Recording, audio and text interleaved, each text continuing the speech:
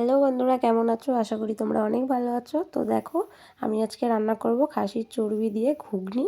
তো চলো তোমাদেরকে দেখিয়ে দিই। এই দেখো, মটরটা আমি সিদ্ধ করে নিয়েছি, আর এদিকে চর্বিটা আমি ভালো করে ধুয়ে ছোটো ছোটো করে কেটে নিয়েছি। আর এখানে পেঁয়াজ কুচি, তার তেজপাতা, এই যে মশলা করে রেখেছি, আলু কেটে নিয়েছি।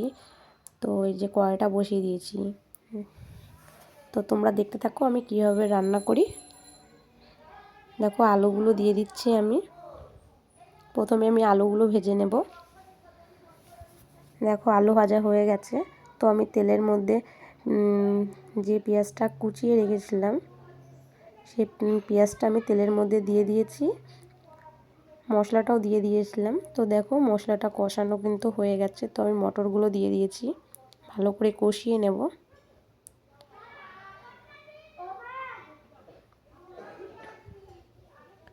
তো এই চর্বিটাও আমি এখন দিয়ে দেবো। তো দেখো, মটরের সঙ্গে ভালো করে চর্বি দিয়ে ভালো করে কষিয়ে নিচ্ছি।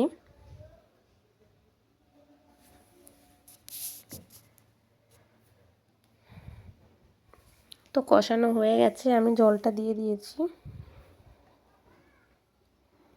ঢাকা দিয়ে দেব। তো দেখো, ঢাকনা তোলার পর আমার কিন্তু খাসির চর্বির ঘুগনি রেডি।